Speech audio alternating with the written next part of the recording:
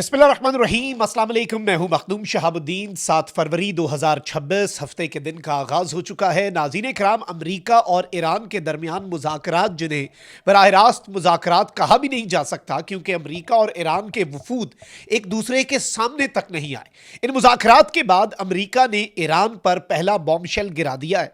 Iran के ऊपर कुछ पाबंदियां लगी हैं, तो वहीं इन मुज़ाकरात के दौरान ईरान में एक हमला होता है।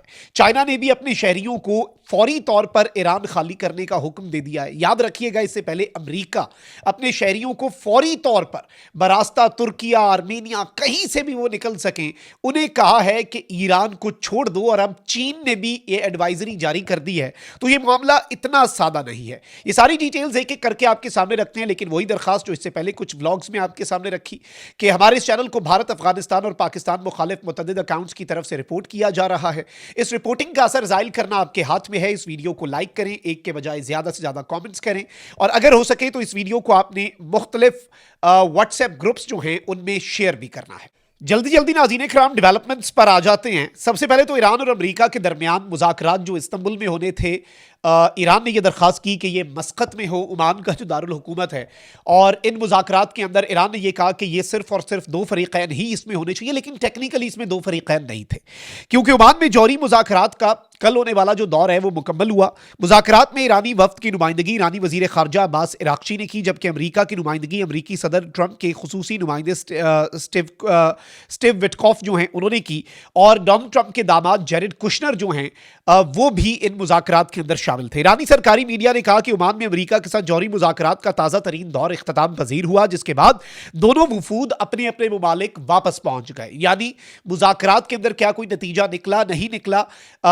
अगला दौर मुज़ाकरात का अगले दिन नहीं हो रहा, यानी आज नहीं हो रहा, और दोनों वफूद जो हैं वो अपने अपने मुल्क वापस पहुंच गए। गैर मुल्की खबर रसाई एजेंसी के मुताबिक ईरानी वफ्द के साथ मौजूद ईरानी सरकारी नशरियाती इदारे के एक रिपोर्टर ने बताया कि अमरीका के साथ बिलवास्ता मुज़ाकरात कई घंटों तक जारी रहे। ईरान की सरकारी खबर रसाई एजेंसी ने भी मुज़ाकरात के इख्तिताम की तस्दीक करते हुए कहा कि जायज़ों से जाहिर होता है कि मुज़ाकरात जारी रखने पर इत्तफाक हुआ है, लेकिन official there is no official confirmation, officially कोई ऐसी चीज़ सामने नहीं आई।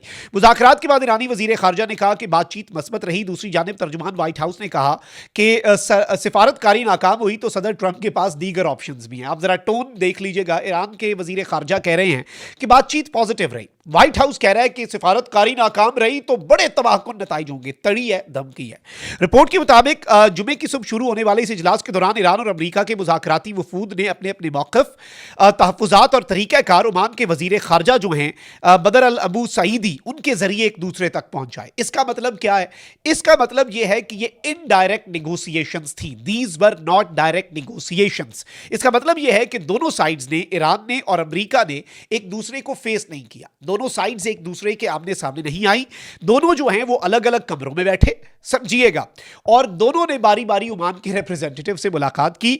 उन्होंने कागज पे अपनी अपनी डिमांड्स लिख कर दी। ओमानी रिप्रेजेंटेटिव आता है, वो पेपर कलेक्ट करता है, उसे पढ़ता है, और वो मैसेज जो है वो दूसरे कमरे में जाकर दूसरे फरीक को देता है। फिर वो बताते हैं कि भाईजान ये चीजें हैं। ओमानी रिप्रेजेंटेटिव जो है वो बीच में आकर वो सारी बातें लिखता है। फिर वो वापस ईरान वाले कमरे में जाता है जिसमें ईरान का वफ्द बैठा हुआ है। तो यहां से आप ये समझ लें कि सर्दमहरी जो है वो भी जारी थी। और इस सारी की सारी सूरत हाल के अंदर मैं आपको ये बता दूं कि सूरत हाल तशवीशनाक है, परेशान कुन है, क्योंकि एक तरफ अमरीकी वर्चुअल एम्बेसी, मैंने आपको कल भी ये खबर दी थी कि उसने ईरान में मौजूद अमरीकी शहरियों को फौरी मुल्क छोड़ने की हिदायत की, और उन्होंने कहा कि फौरी तौर पर मुल्क छोड़ दें ईरान के अंदर मौजूद अगर कोई अमरीकी शहरी मौजूद है, और अमरीकी हुकूमत की मदद पर इन्हिसार किए बगैर ईरान से रवानगी का मंसूबा बनाएं, क्योंकि परवाजों की मनसूखी और तातुल किसी भी वक्त हो सकता है। ऑन दी अदर हैंड आप ये देखें कि इस वक्त ईरान के साथ सबसे ज्यादा कौन सा मुल्क खड़ा है? ईरान को जंगी टेक्नोलॉजी, ईरान के पास जैमर्स और बाकी चीजें, एयर डिफेंस और बाकी जो लगातार कार्गो फ्लाइट्स आ रही हैं, दर्जनों चाइना से आ रही हैं। चाइना ने भी अपने सिटीजन, और चाइना के सिटीजन बड़ी तादाद में ईरान में मौजूद होते हैं। चाइना आपको पता है वो प्रोजेक्ट्स और डेवलपमेंट कि अमेरिका की एक और अप्रोच है ग्लोबली, चाइना की एक और अप्रोच है। अमेरिका ताकत के जरिए, चाइना इकोनॉमिक कॉपरेशन के जरिए अपना इन्फ्लुएंस बढ़ाता है और दूसरे मुल्क को कहता है कि भाई आपका भी फायदा है, हमारा भी फायदा है, मिलकर तरक्की करते हैं, और इस तरह से चाइना का इन्फ्लुएंस भी बढ़ता है, जाहिर सी बात है।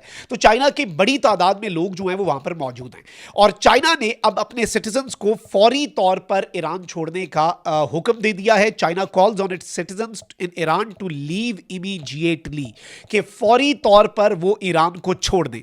लेकिन अब इस सबके अंदर नाज़रीन कराम तशवीशनाक चीज जो सामने आ रही है वो बड़ी अहम है, और इस सब के अंदर मैं आपको नाज़रीन कराम एक दो और डेवलपमेंट्स भी बता दूं कि इन मुज़ाकरात के बाद अमेरिका बहादुर ने किया क्या है। अल जज़ीरा की हेडलाइन है, US imposes sanctions on shadow fleet accused of transporting Iranian oil.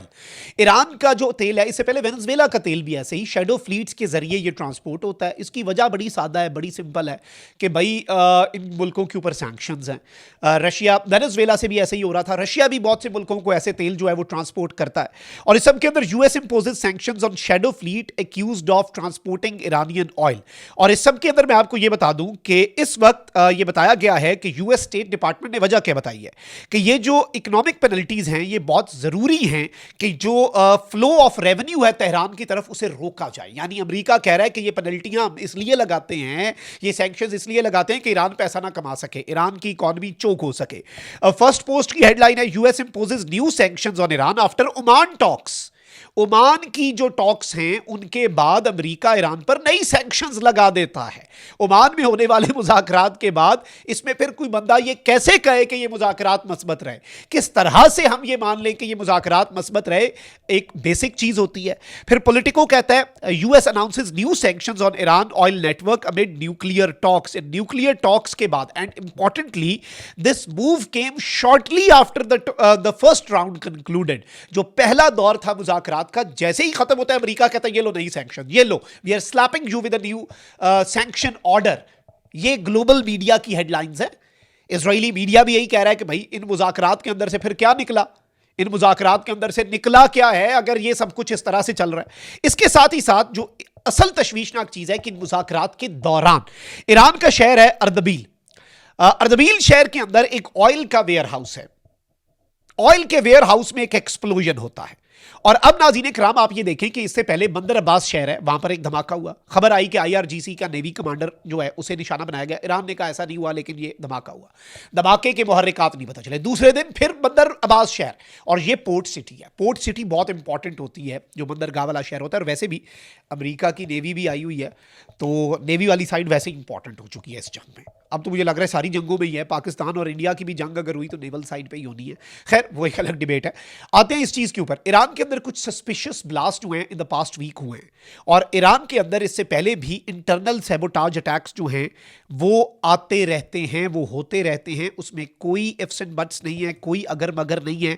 इससे पहले ईरान के अंदर कितनी कार्रवाइयाँ हुई, और इस कार्रवाई को भी बहुत ज़्यादा अहमियत की निगाह से और बहुत ज़्यादा तशवीश की निगाह से इस वक्त देखा जा रहा है।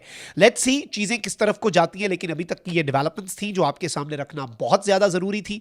कमेंट सेक्शन में आपने राय का इजहार ज़रूर करना है। अपना बहुत ख्याल रखें। अल्लाह निगहबान। पाकिस्तान जिंदाबाद।